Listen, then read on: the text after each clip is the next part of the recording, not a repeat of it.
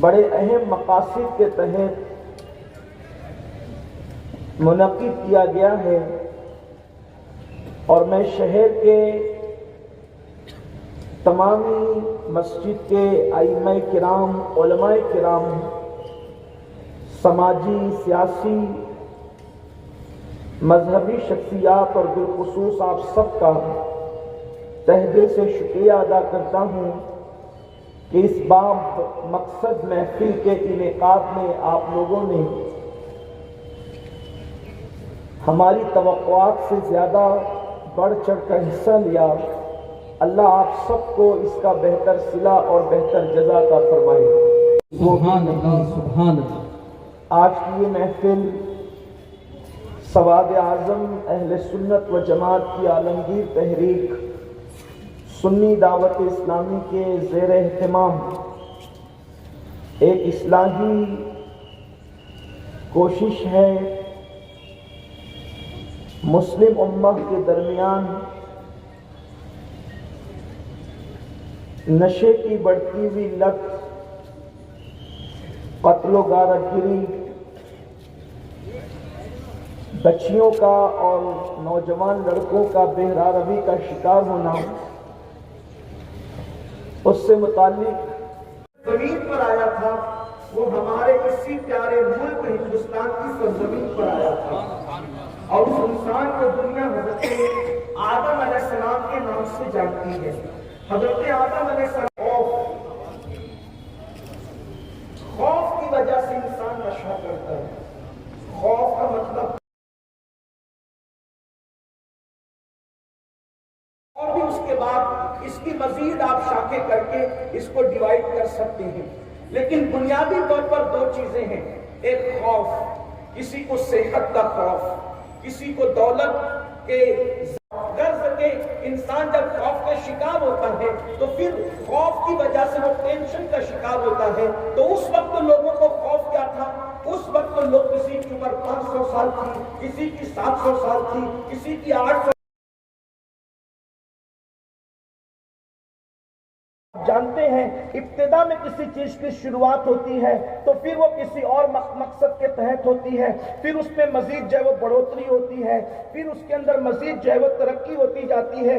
ایسے ہی کچھ ہوا، جیسے جیسے حالات بدلتے گئے، ادوار بدلتے گئے، جو ہے وہ شراب کو مزید لوگوں نے پرموٹ کرنے کی کوشش کی۔ لیکن ایک بات آپ کو یہ بتانا چاہتا ہوں، ہر دور میں آوارہ لوگوں نے شراب کو پرموٹ کیا، ہر دور میں مذہب کے باغیوں نے شراب کو پرموٹ کیا، ہر دور میں مذہب کے خلاف شراب کی شریف لوگوں نے مخالفت کی۔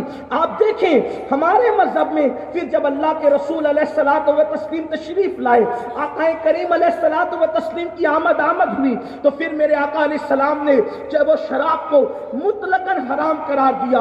وہ جو ہزاروں سال سے شراب، شاعری اور شباب، یہ تین حسن ایک ساتھ چلے آ رہے تھے، اللہ کے رسول علیہ السلام نے جو ہے وہ شباب نسواں کو جو ہے وہ حسن خدا کے تصور سے تبدیل فرما دیا اور بتایا اپنے جیسے کسی انسان سے نفسانیت کے ساتھ محبت کرنے والوں، جس نے حسن کو پیدا کیا ہے اس حسن ازلی سے محبت کرو۔ اور اس کے بعد پھر دوسری شین جو شاعری کی شین تھی، اس شاعری کی شین کو مدحت مصطفیٰ کی شاعری کی شین میں میرے نبی نے تبدیل فرما دیا اور بتایا کہ غزل میں کسی کے زلف و رخسار کی باتیں کرنے کی بجائے مصطفیٰ کی زلف واللیل کی باتیں کرو، مصطفیٰ کے رخ والضحیٰ کی باتیں کرو، مصطفیٰ کے کمال با کمال کی باتیں کرو، ان حسینوں کا ذکر نہ کرو جو حسین جو ہے اللہ اکبر قتل غارت گری کا سبب بنتے ہیں۔ اس حسن کی بات کریں جس نے اوس و خزرج کی جو ہے وہ صدیوں کی جنگوں کو ختم کر کے انہیں عقد مواخات میں پورا دیا۔ وہ ہنسی کیا جو فتنے اٹھا کے چلے، وہ ہنسی کیا جو فتنے اٹھا کے چلے، ہاں ہنسی تم ہو فتنے مٹا کے چلے۔ اللہ اکبر۔ پھر وہ جو سے بچو، جوئے سے بچو، بت پرستی سے بچو، اور تیر جو پاسے ہیں ان سے بچو۔ یہ شیطانی کام ہے. رجسم من عمل الشیطان. شراب پینا اور جوا کھیلنا قرآن کہتا ہے یہ شیطانی کام ہے. یہ کام انسان نہیں کر سکتا. یہ کام انسانوں کے نہیں ہے. شراب اور جوا انسان کے کام نہیں ہے. رجسم من عمل الشیطان. یہ ناپاک بھی ہے. رجس کہتے ہیں ناپاکی کو, گندگی کو. آپ اندازہ کریں قرآن کے اسلوب پر. ہم اپنے بچوں کو جس چیز سے نفرت دلانا چاہتے ہیں, توجہ کریں آپ, ہم اپنے بچوں کو جن چیزوں سے نفرت دلانا چاہتے ہیں تو ہم کیا کہتے ہیں, چھی چھی, مطلب یہ چیز گندی ہے. تو ماں باپ شفقتوں کی وجہ سے اپنے بچوں کو جس چیز سے دور کرنا چاہتے ہیں, چھی چھی گندگی کہہ کر اس سے بچوں کو دور کرتے ہیں, تاکہ نہ سمجھ بچوں کو پتا چلے کہ گندی چیز کے قریب نہیں جانا چاہیے. قربان جائیں اللہ اکبر, وہ خالق کائنات جس نے شفقتوں کو اور محبتوں کو پیدا کیا ہے. جب جوئے اور شراب کی بات آئی تو قدرت نے کہا رجسم من عمل الشیطان. چھی یہ گندی چیز ہے جسے شراب اور جو ہے وہ جوا کہتے ہیں. اور پھر کہا فاجتنبوا لعلکم تفلحون. اگر تم اس سے بچو گے اللہ تمہیں بڑی کامیابی عطا فرمائے گا. خدا نے یہ بڑھ کے بڑھ چکی ہے تیسری عالمی جنگ کی طرف. اور دنیا کا وہ طبقہ جو پوری دنیا کو کنٹرول کرنے کا خواب دیکھ رہا ہے, وہ طبقہ جو پوری دنیا پر بلا شرکت غیر حاکم بننا چاہتا ہے, اس طبقے کی خواہش یہ ہے کہ قوم کے جوانوں کو ناکارہ بنا دو. اور یورپ نے کبھی گوارا نہیں کیا, یورپ کو کبھی پسند نہیں تھا کہ ایشیا قیادت کرے. یورپ کو کبھی پسند نہیں تھا اور نہ ہے کہ ایشیا قیادت کرے. آپ دیکھو ہمارا ملک ہندوستان چند سال پہلے تک معاشی اتنی تیزی کے ساتھ ترقی کر رہا تھا کہ ماہرین معاشیات کہہ رہے تھے کہ چند سالوں کے اندر اگر کوئی ملک معاشی لیول پر سپر پاور ہوگا تو ہندوستان ہوگا. آپ نے پیشنگوئیاں کی تھی اور ہم بھی امید لگائے تھے, ہم سب, کہ ہمارا ملک ترقی کرے گا تو ہم بھی ترقی کریں گے. یاد رکھنا ملک کی ترقی میں ہی ہماری ترقی ہے, ملک کے آگے بڑھنے میں ہی ہمارا آگے بڑھنا ہے, ملک کے عروج میں ہی ہمارا عروج ہے, ملک کی کامیابی میں ہی ہماری کامیابی ہے. اسی لیے آپ دیکھیں انگریزوں کی آمد سے پہلے اس ملک کے اندر جو سجاوٹ دکھتی ہے, لال قلعہ کی شکل میں ہو, تاج محل کی شکل میں ہو, بھول بھلیاں کی شکل میں ہو, فتح پور سیکری کی شکل میں ہو, یا اور بھی ایک دیگر شکل میں ہو, تو ہندوستان جو سونے کی چڑیا کہلایا تھا اس میں جو اور قوموں کا حصہ تھا تو آپ نے بھی بڑھ چڑھ کر حصہ لیا تھا. اس لیے کہ ہمیں احساس ہے کہ ملک کی ترقی میں ہماری ترقی ہے. تو چونکہ یورپ یہ بات دیکھ نہیں سکتا تھا کہ ایشیا کا کوئی ملک تمام ممالک کی قیادت کرے, اور ہندوستان وہ ملک ہے, توجہ کرنا, ہندوستان وہ ملک ہے پوری دنیا, سعودی ہو, یمن ہو, مصر ہو, اسرائیل ہو, چین ہو, چچینیا ہو, بوسنیا ہو, دنیا کا کوئی ملک ہو, کہیں اتنی بڑی تعداد میں جوان نہیں ہے جتنی بڑی تعداد میں جوان ملک ہندوستان ہمارے بھارت میں موجود ہے. ہمارے ہندوستان میں جوانوں کی تعداد 60% ہے.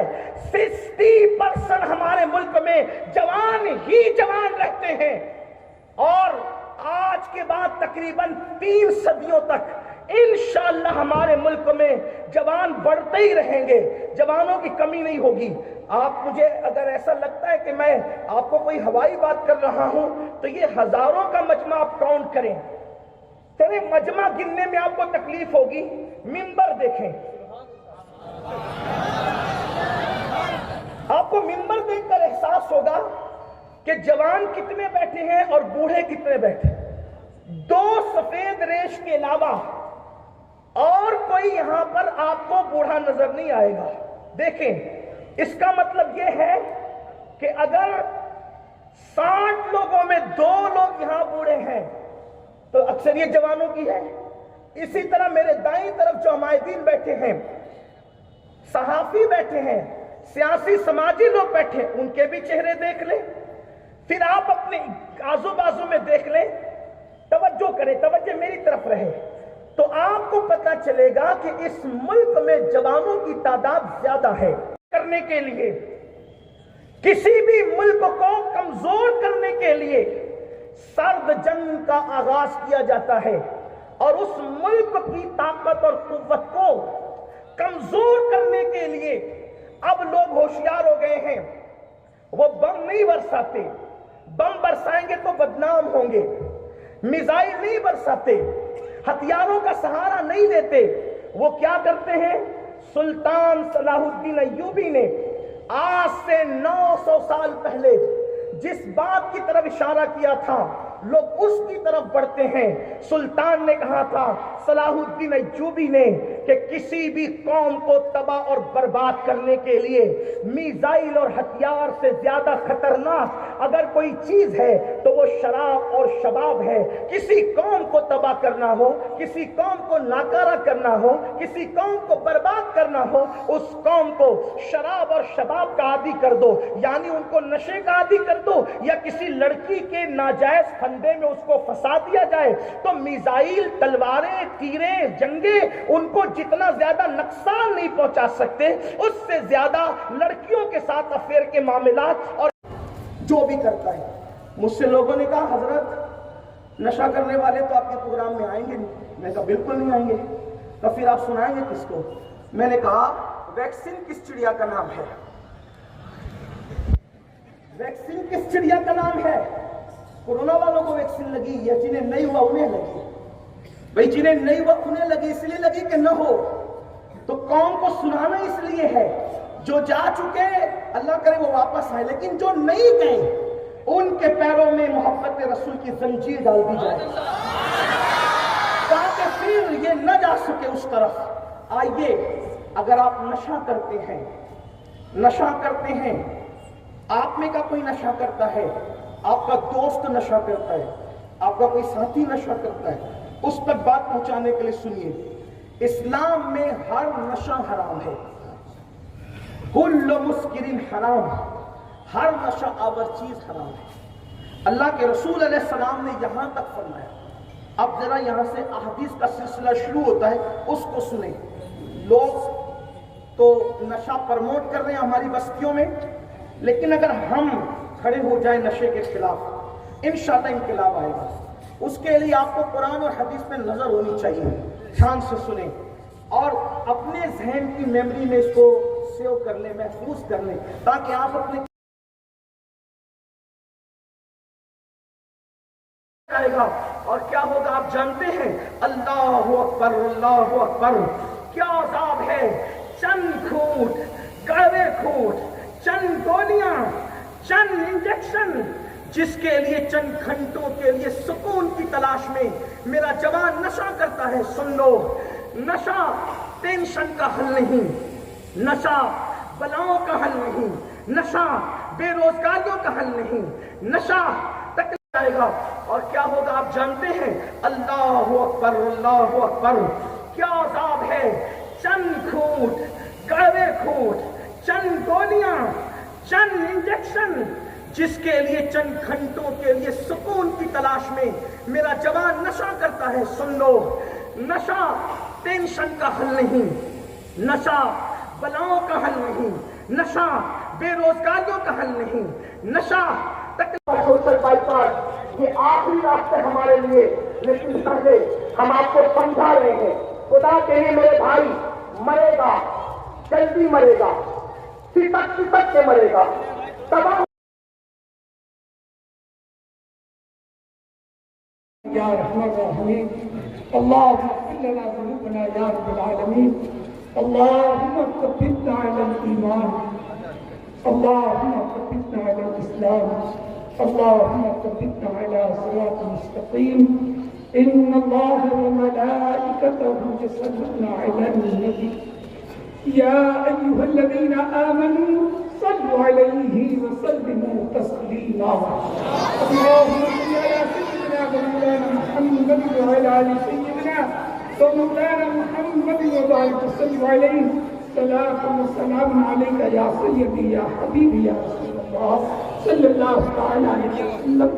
سبحان ربك رب العزة عما يصفون وسلام على المرسلين والحمد لله رب العالمين. آج اس تنظیم کی جانب سے یہ اجلاس ہوا اور اس میں نشہ کرنے والوں کو بائیکاٹ کرنے کا جو اعلان کیا گیا ہے اس کو ذکر کرتے ہوئے بسم اللہ الرحمن الرحیم الصلاۃ والسلام علیک یا رسول اللہ صلی اللہ تعالیٰ علیہ وسلم. آج 23 ستمبر ATT ہائی اسکول گراؤنڈ پر سنی دعوت اسلامی کے زیر اہتمام نشے کی تباہ کاریوں کے عنوان سے جو آج پروگرام ہوا ہے تو اس میں یہ اعلان کیا گیا خاص طور پہ کہ جو لوگ نشہ کرتے ہیں یا نشہ آور چیزیں بیچتے ہیں پہلے ان کو سمجھایا جائے، اگر وہ نہیں مانتے ہیں تو پھر ان کو بائیکاٹ کرنے کی دھمکی دی جائے، تب بھی وہ نہیں مانتے ہیں تو ایسے لوگوں کا سوشل بائیکاٹ کیا جائے تاکہ ہم اپنے معاشرے کو، اپنے سماج کو نشے سے پاک اور صاف کر سکیں. اس لیے کہ یہی اس کا بہتر علاج ہے جو ہمیں قرآن اور حدیث سے اس کی رہنمائی ہمیں ملتی ہے. شادیوں میں نہیں جانے کا جو علماء کرام سے ہم نے اس طرح سے جی اصل میں حدیث پاک ہے یہ. اللہ کے رسول علیہ السلام نے فرمایا، جس کی راوی ام المومنین سیدہ عائشہ صدیقہ ہے، کہ اگر شرابی بیمار پڑے، نشہ کرنے والا بیمار پڑے، اس کو دیکھنے مت جاؤ، وہ مر جائے اس کی میت میں مت جاؤ، نشے کرنے والوں کو اپنی بیٹیاں نہ دو، ان کے ساتھ شادی بیاہ نہ کرو. یہ اللہ کے رسول علیہ السلام کا فرمان ہے تاکہ ان کو عبرت ہو. میں اپنے شہر کے تمام نوجوانوں سے مخاطب ہو کر پوری دنیا کے نوجوان جہاں تک میری آواز پہنچے گی میں گزارش کرتا ہوں کہ اللہ نے ہمیں ایمان کی، اسلام کی دولت عطا کی ہے، کم سے کم اس کا خیال کریں کہ ہم مسلمان ہیں، ہم کلمہ پڑھنے والے ہیں. کوئی ایسا کام نہ کریں جس کام کی وجہ سے اسلام اور مسلمان بدنام ہو. گناہوں سے بچیں، اپنا اخلاق، اپنا کردار اتنا مضبوط کریں کہ دنیا دیکھ کر پکار اٹھے کہ جب 1400 سال کے بعد مسلمانوں کا کردار یہ ہے تو 1400 سال پہلے رسول اللہ کے صحابہ کرام کا کردار اور اخلاق کیا ہوگا. اپنے اخلاق و کردار سے اپنے رسول کا، ان کے صحابہ کا، اولین مسلمانوں کے کردار کو یاد دلانے کی کوشش کریں. یہی میں اپنے جوانوں کو پیغام دیتا ہوں. جو چینل چلاتے ہو اللہ تعالیٰ اس کو خوب ترقی دے، خوب کامیابی عطا فرمائیں. السلام علیکم ورحمۃ اللہ.